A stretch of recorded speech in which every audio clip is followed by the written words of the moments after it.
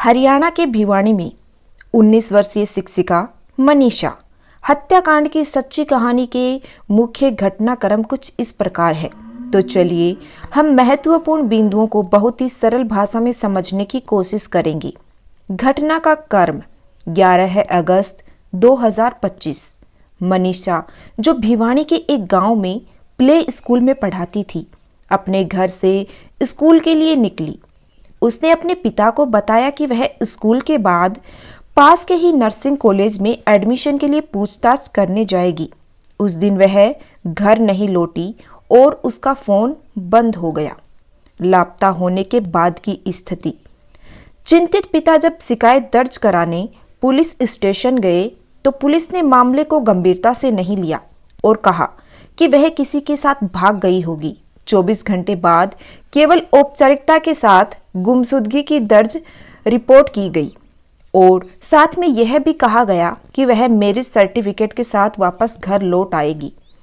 13 अगस्त 2025 मनीषा का गला कटा हुआ, शव और चेहरे की हालत कुछ इस तरह है जैसे कि उस पर तेजाब डालकर उसे जलाया गया हो। वह बहुत ही संदिग्ध स्थिति में भिवानी के सिंघानी गांव के एक खेत में मिली। परिवार की मांग।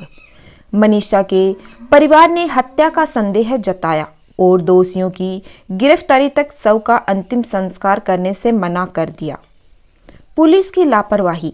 मामले में शुरुआती लापरवाही बरतने के बाद और जनता के आक्रोश को देखते हुए हरियाणा सरकार ने पुलिस अधीक्षक का तबादला किया और कुछ पुलिस कर्मियों को निलंबित कर दिया। लेकिन इससे क्या ही होना था। हरियाणा की आम जनता जो बहुत ही बड़े आक्रोश में आ गई थी और सभी की जुबान पर एक ही नाम था, हमें इंसाफ चाहिए, जस्टिस फॉर मनीषा। पुलिस की थ्योरी। पुलिस ने एक सुसाइड नोट और कीटनाशक खरीदने का सीसीटीवी फुटेज मिलने का दावा किया और इसे आत्महत्या की ओर घुमा दिया गया। पूरा मामला तोड़ मरोड़ कर कुछ इस तरीके से पेश किया गया जिससे इंसाफ की कोई गुंजाइश दिख ही नहीं रही थी। परिवार का खंडन। मनीषा के परिवार ने पुलिस की आत्महत्या की थ्योरी को मानने से इनकार कर दिया, यह कहते हुए कि उनकी बेटी खुदकुशी कर ही नहीं सकती क्योंकि वह बहुत ही सादी, सिंपल और अपने काम से काम रखने वाली लड़की थी। इस चीज़ की गवाही न केवल उसका परिवार बल्कि पूरा गांव और समाज दे रहा था। बढ़ता विरोध। इस मामले को लेकर विरोध प्रदर्शन शुरू हो गई जो भिवानी और आसपास के इलाकों में फैल गई।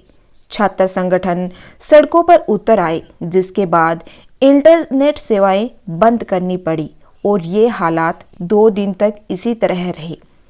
सीबीआई जांच। जनता को विपक्ष के बढ़ते दबाव के बाद हरियाणा सरकार ने 20 अगस्त को मामले की जांच सीबीआई को सौंपने की घोषणा करी।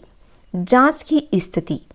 सीबीआई ने जांच शुरू कर दी है, लेकिन पुलिस की विफलता और 3 बार पोस्टमार्टम के बावजूद विरोधाभासी निष्कर्षों के कारण यह मामला एक बड़ी चुनौती बन गया है।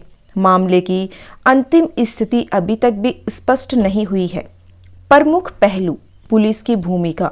शुरुआती लापरवाही, देर से एफआईआर दर्ज करना और बाद में आत्महत्या का दावा करना पुलिस की कार्यप्रणाली पर गंभीर सवाल खड़े करती है।